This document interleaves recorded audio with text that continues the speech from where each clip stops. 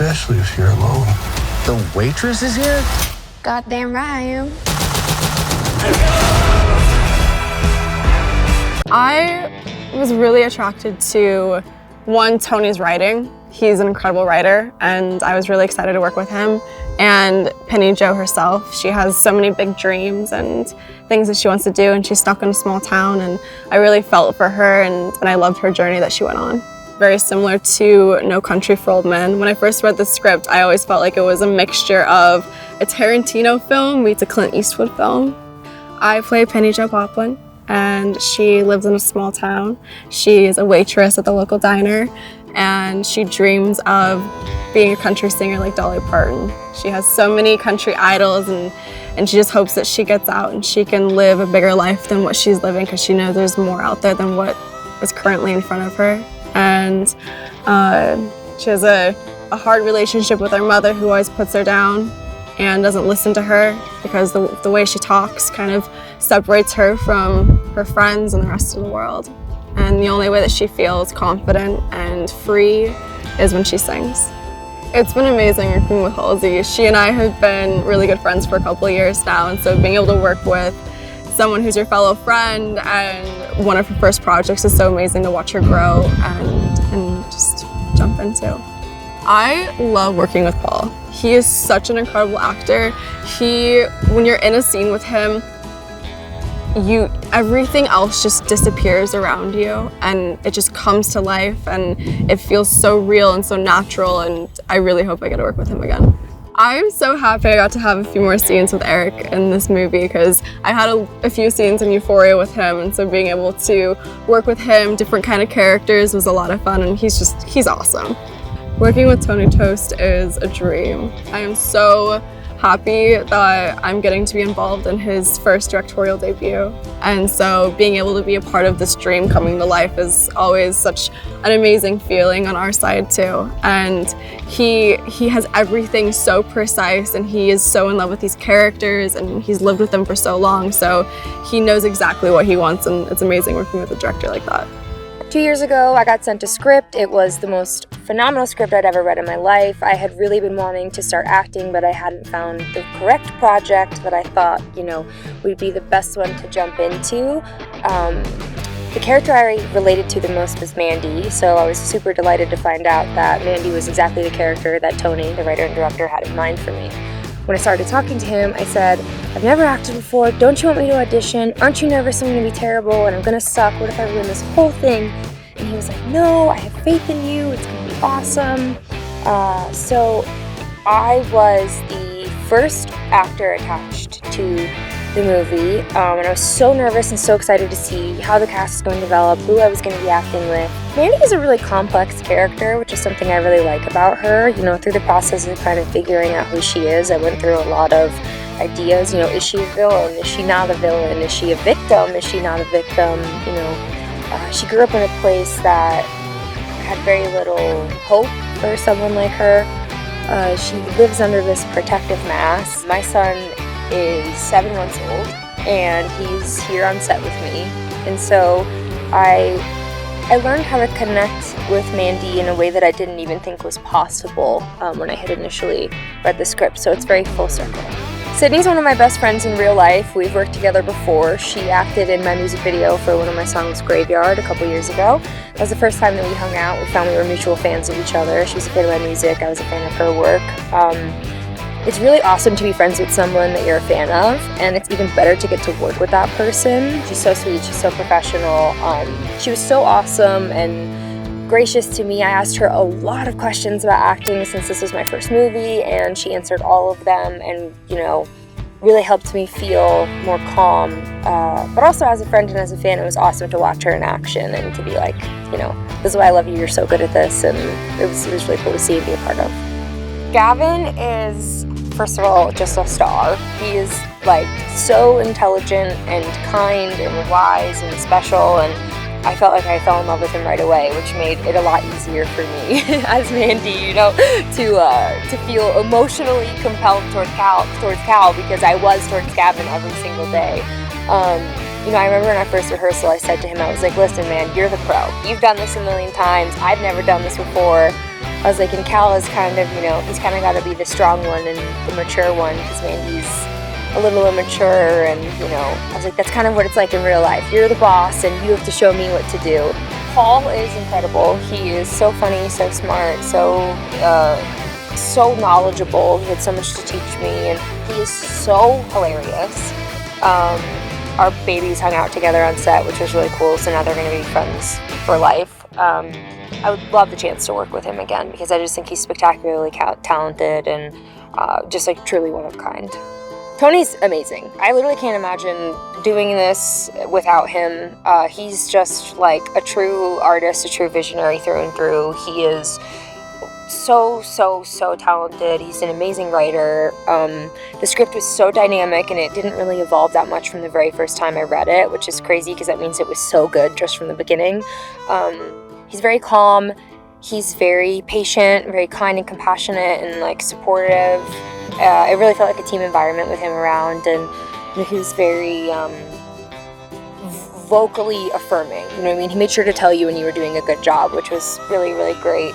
It's a Western, and it's a heist movie, and it's also a, you know, coming of age drama, and also a, you know, return home prodigal son story. There's comedy. It's so stylized. It is so, you know, there's such a commitment to it's like, I don't know, it's kind of sexy, but also kind of dirty. It's just so many things all wrapped into one. It's an amalgamation of its influences. It's got a spectacular cast and a lot of people stepping into roles that are unlike anything that they've ever done before. And there's a big secret through the whole movie that you're in on when you're watching, which is super, super cool at the end. It's awesome. It's the best movie ever. When I read it, I thought, wow, this is so poetic, this story. The dialogue was so poetic. Tony's such a terrific writer. And I felt like, you know, I really got the feeling that it was somewhat of a cross between True Romance and No Country for Old Men. And that's good company to be in. But the story was so compelling. So it wasn't a hard sell for me. I played Dylan McIntosh, and what appealed to me about Dylan is, you know, at face value, he's the bad guy. But if you look a little deeper, he's not so much of a bad guy. I mean, he's a murderous scoundrel, but, you know, he has some good qualities. I think he's a victim of circumstance and just desperate. Halsey's great. This is her first film. She's doing a terrific job. I like her as an actress. Sydney and I are pretty tight, and she's just a super talented pro, super precocious. Gavin's fantastic. He's got such a strong presence. For somebody who's 12 years old to have that is also something that's somewhat rare. Paul Walter Hauser's hilarious, and I'm proud to call him a friend. Tony Tost is, I think, an inventive director. He's a visual filmmaker. He's obviously a fantastic writer, but he's well-versed in cinema and uses the camera a lot to tell the story. A bang-up heist flick that's a cross between True Romance and No Country for Old Men. And at the center of the project is an invaluable artifact that everybody wants, and people will do whatever they need to do to get it. Westerns are part of the DNA of Hollywood and cinema. Some of the greatest cinematic efforts were from the Western world. I kind of had the image of Cal walking around, wanting to go from one world into the Lakota world in my head for a while, for like a year. And I didn't know what to do with it. Cal is is oddly autobiographical. I share some similarities with him growing up in a trailer in rural America. I grew up next to the Muckleshoot Indian Reservation and grew up watching Westerns, so there's elements there. And so it kind of started in that place and trying to figure out a story for him and wanting to kind of, I don't know, look at the Western and the heritage of the American West. So I kind of wanted to do a Western where we gradually realize that the white dudes aren't necessarily the star of the show. In a way, it's the women, the children, and the Lakota characters that are really kind of our focus, but have that emerge gradually. I wanted to work with Zahn Klarnen again, who plays Ghost Eye, because I wrote for him, worked with him on Longmire, and he's just one of my favorite actors, and I was just kind of desperate to work with him again. Some of my influences are obvious, like, you know, Tarantino and the Coen brothers and Mark McDonagh and lots of 70s films, but that's kind of, those are kind of inspiration. But there wasn't like one exact film that I was trying to like do my version of. It's a little bit of a medley. I guess in a way I was wanting to do an old school ensemble film, you know, like Robert Altman's films in the 70s, or also a director who I love named Michael Ritchie, who did like The Bad News Bears, which is my favorite movie ever. This is not like Bad News Bears, but did like a movie called Smile, which was about small town California around a beauty pageant. It was an ensemble film, and then like, you know, 90s had some great ensemble films like from Paul Thomas Anderson and stuff. So these were all the kind of pictures that got me real excited about film. So I kind of wanted to return in my first film to the kind of films that made me really excited about cinema. And yeah, so like the 70s ensemble films and the 90s ensemble films were all in play. I grew up in a trailer, kind of like Cal's trailer. I had a mom, a little bit like Cal's mom, traumatized teenage single mother.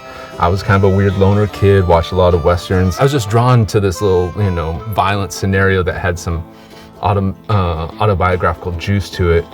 And then I just kind of then the rest of the story kind of emerged, and with me trying to make a bigger story in which that kind of made sense. And so that was really kind of the seed. And then I just kind of started populating this world with other characters, some drawn from my life, some inspired by Western archetypes that I was wanting to update. And then it just kind of took on a life of its own. I grew up in rural Washington State, kind of at the base of Mount Rainier, an abandoned mining town, and a couple hundred people, and very close to the Muckleshoot Indian Reservation. So I think that border space, that's kind of evocative of old Westerns, but it's in the modern world. It's just something I'm drawn to. I worked on a TV show called Longmire for 5 seasons that's kind of set in a similar environment, and then I returned to it here, and yeah, I just find that implicit culture clash there, and then just the mythology of the West and the history of the West in the modern world. There's just a lot there to mine, and so that's definitely something I drew upon. It's in essence a priceless Native American artifact called a ghost shirt has fallen into the black market, and when it's stolen, it creates a chain reaction where you know, like a dozen different people are now all in pursuit of this priceless artifact, and they all kind of converge into a kind of a showdown over who's going to get ownership of it. I describe it as a country crime film that turns into a weird Western. None of these characters are quite 100% at home where they are, and they're trying to locate their proper role in this version of the West that in some ways resembles the mythic cultural West and the historical West, but now is very different now. And so that's probably the commonality between all these characters. I mean, overall, in terms of the cast, I think that's the best thing about the movie is the cast and the performances as these characters. So if you're gonna, take the time to watch the movie, I think that's the big appeal. Like Sydney Sweeney in a new role, or C. Halsey carry a pretty substantial role in this movie, or Paul Walter Hauser in a way you haven't quite seen him. I wanted to make a movie from blue-collar America where the primary audience is kind of like working people of any stripe. Like the ideal audience for me is someone who just got off their shift, either goes to the movie theater or comes home, opens up a beer. Like I've heard this movie is kind of entertaining, strange, and puts it on, and it speaks. It has characters that you could see in small town America. It doesn't look down on blue collar small town life. It's just an entertaining kind of wild story told in that world. I think people can expect kind of an old school movie. Like it's got a really cool cast. You don't really know what's going to happen next. It's hopefully a whole bunch of characters that you're intrigued by, that you care about, that you have feelings for, that are entertaining. It's a movie where you can really cheer for unexpected outcomes, and you can kind of also, I think it evokes emotions. It's funny in a weird way, and yeah, it's just like an old school movie, but with some fresh twists on it. This movie reminds me of a lot of movies I love, like Pulp Fiction or Fargo. And so when I read the screenplay, I thought, well, this is just like the next iteration of those types of movies that are equal parts gruesome and heartfelt and have these kind of quirky, interesting, memorable ensemble casts that I would get to be a part of. It's a story of thematic elements ranging from the desire to not be alone, to the desire of having or understanding family, to the desire of wanting to make your dreams come true and maybe doing something really unethical to get your dreams and your desires met. It's really a film about thematic elements. I don't see it as a natural arc of story. It's all these multiple stories that are colliding in kind of equal parts, serving one another and getting in each other's way, as we see throughout the messy interactions of all these characters. Lefty Ledbetter is a really sweet guy who has a lot to give and wants to give that to a woman or a family or something. But I think he's, like most people, probably a victim of social awkwardness, a victim of maybe not fitting in the era he was born, and sort of is destined to become this kind of sweet old man who's alone. On that journey, when I play him, he runs into Penny Jo Poplin, played by Sydney Sweeney, and thus sparks the real moment for him to actually have a chance at happiness and to advance beyond the cold, lonely confines of his life. I like all these actors, everything I've seen them in. Halsey, obviously, I hadn't seen in a film, but working with her has just been incredible. She's like, I think of Mary Steenburgen when she did Going South with Jack Nicholson. It was her first film and she went toe-to-toe with Jack. That's what Halsey reminds me of, somebody who is very undeterred and unafraid. And if she is, she hides it well because she's doing a tremendous job. Sydney Sweeney is a dream dance partner when it comes to acting. She's so much more confident than I am and so assured of herself in such a healthy manner.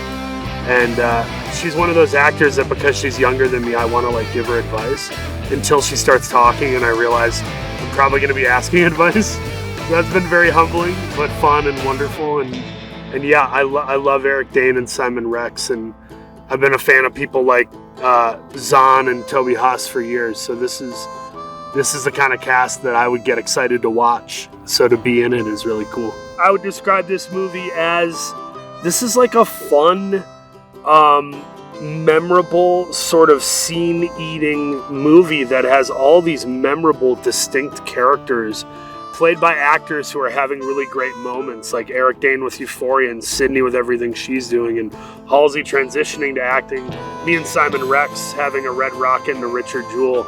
It's like all these actors are coming together in a really unique moment in their careers, and the fact that we have a screenplay with the prowess and creativity of Tony Toast's words, you're not going to want to miss this thing, I don't think. There's so much I could say about Tony Toast as a dude and as a director, but and all of it good, but just the takeaways I have from working with Tony have been he knows what he wants in a really healthy way. It isn't like a dictator. It's just like this really creative mind that you respect well enough to, see it through to the end, to really ignore your own desires and say, what does Tony want for the world he's created? I compare Tony's directing style to the confidence I had working with Clint Eastwood, and how Eastwood just kind of has an easy way of going about it. There's no shouting. There's just a lot of like whispering and touches on the shoulder. Tony has a gentle approach the way Eastwood does, and Tony has the confidence and sense of fun that like Spike Lee and Craig Gillespie have. So, for me, it's like a dream director who lets you do your thing and trusts you, but also knows exactly what they want, what they've preordained. So Roy, I would actually like to say he fancies himself a modern day cowboy, but really he's not a cowboy. He's more of a city slicker who is in this Western world, or this, South Dakota cowboy world, but really he's more of a businessman and a hustler. So I think he fancies himself more of a cowboy. He came from the big city and is living in this Western themed world in dealing with, artifacts, and he's really just trying to make a buck.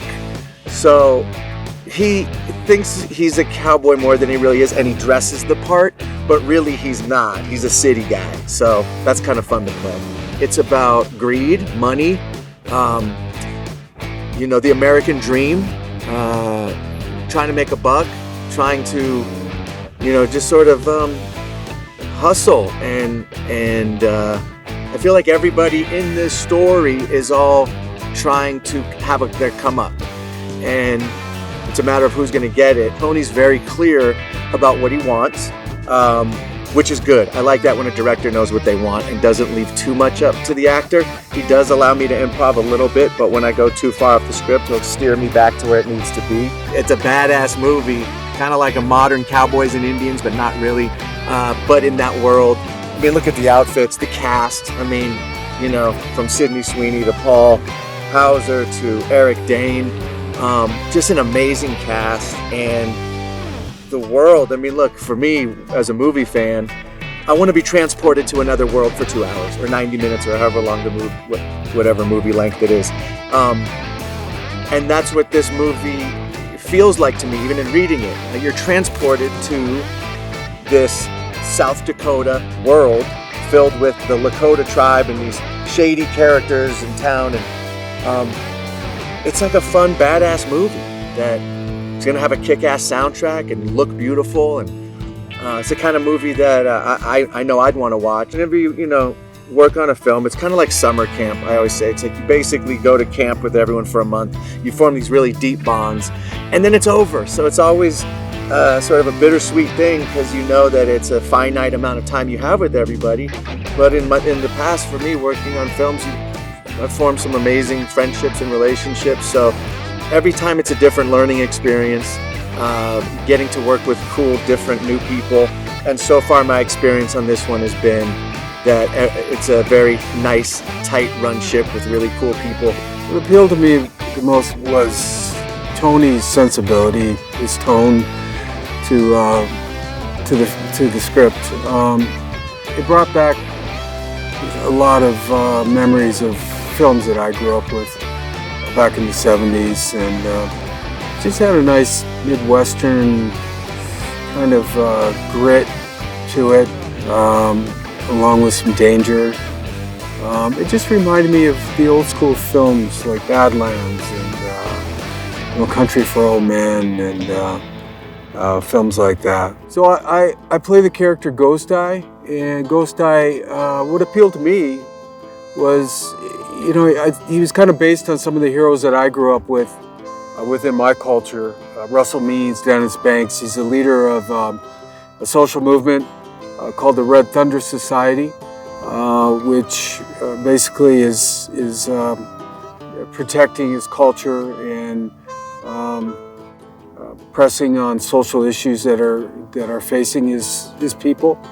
So what appealed to me was, I based it on those heroes that I had growing up, which was, people of the American Indian movement.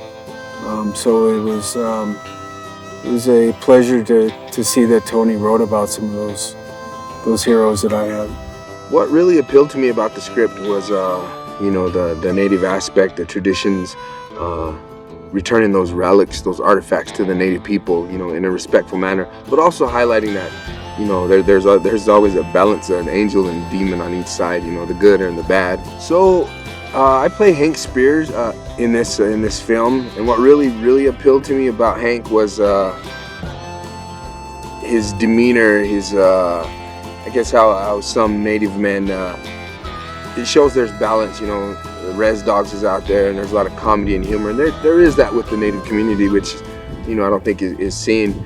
But then there's also the stone face, the stoic Indian, the guy that doesn't think anything's funny and not everything's a joke. And I think that's kind of who I am.